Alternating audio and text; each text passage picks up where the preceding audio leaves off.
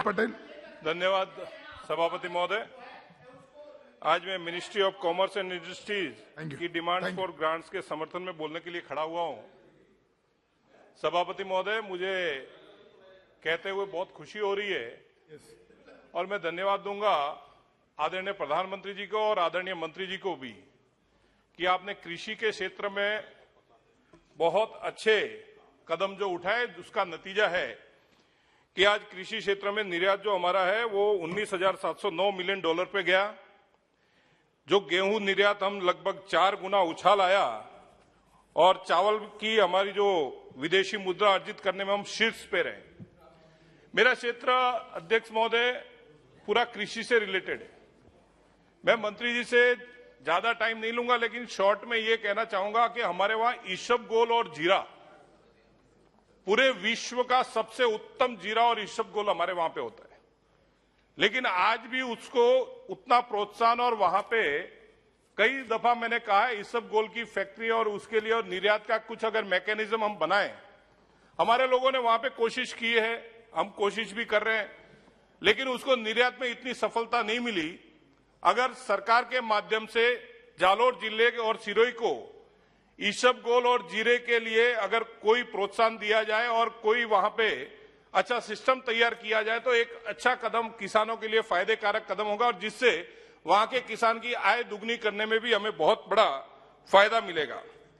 एक और विषय अध्यक्ष महोदय, हमारी जब फॉरेन ट्रेड पॉलिसी बनती है उस दफा भी कई जो हमारी सेक्टर्स होते हैं, उन सेक्टर्स के जो एक्सपर्ट हैं, उन एक्सपर्ट को भी लेके हमें कुछ विषय जो है ऐड करने चाहिए। मेरा जो एक विधानसभा क्षेत्र है अध्यक्ष जी, मैं उसका उदाहरण दूंगा। हम लोग स्टेनलेस स्टील में काम करते हैं। पूरे भारतवर्ष के अंदर मंत्री महोदय 80 से 90% ट्रेडर या मैन्युफैक्चरर है तो वो मेरे क्षेत्र के, पूरे भारतवर्ष में।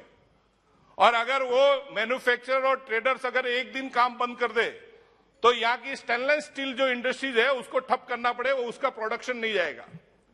ये परिस्थिति हमारे वहां की है। लेकिन उसमें एक समस्या ये आ गई, 3-4 बड़े जो टाइकून हम बोले या जो भी व्हाटएवर, उन लोगों ने कहीं पे कोई राय देके जो वो रॉ मटेरियल बनाते हैं उस रॉ मटेरियल को इंपोर्ट बैन करवा दिया।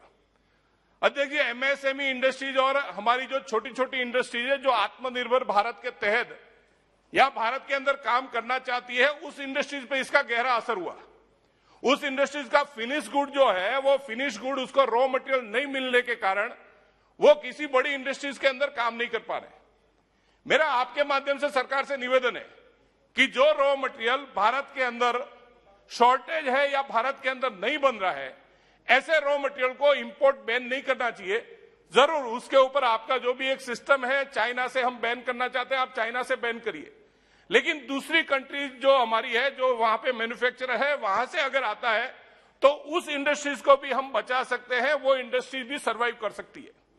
अभी जैसे मेरे मित्र अजमेर से सांसद साहब बोल रहे थे मार्बल ग्रेनाइट पे, सभापति महोदय आज मेरे जालोर जिले का ग्रेनाइट सबसे उत्तम ग्रेनाइट, और नई लोकसभा जो बन रही है उसके अंदर जालोर का ग्रेनाइट आ रहा है।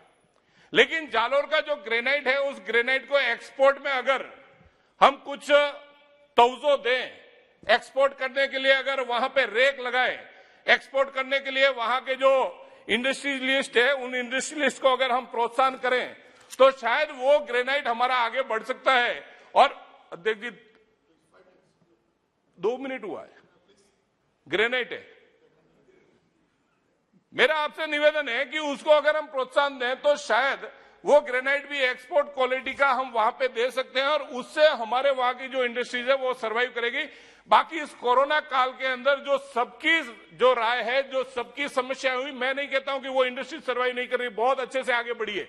लेकिन ये समस्या जो छोटी छोटी समस्या है, जैसे इंपोर्ट बैन है, जैसे हमारे यहाँ पे स्टेनलेस स्टील का विषय जो मैंने रखा है, उस स्टेनलेस स्टील का रॉ मटेरियल लाना बैन है, इन विषयों पे अगर हम ध्यान देंगे और कृषि के क्षेत्र में खास करके ईसबगोल और जीरे के ऊपर अगर हम ध्यान देंगे तो मेरे क्षेत्र में, और मेरे क्षेत्र में नहीं, भारत का भी नाम पूरे विश्व में रिकॉर्ड में आएगा, क्योंकि ईसबगोल इतना अच्छा और कहीं नहीं बनता। ये जरूर मैं आपके माध्यम से कहना चाहूंगा। बहुत बहुत धन्यवाद। Thank you honourable member Shrimati Geeta Vishwanath ji.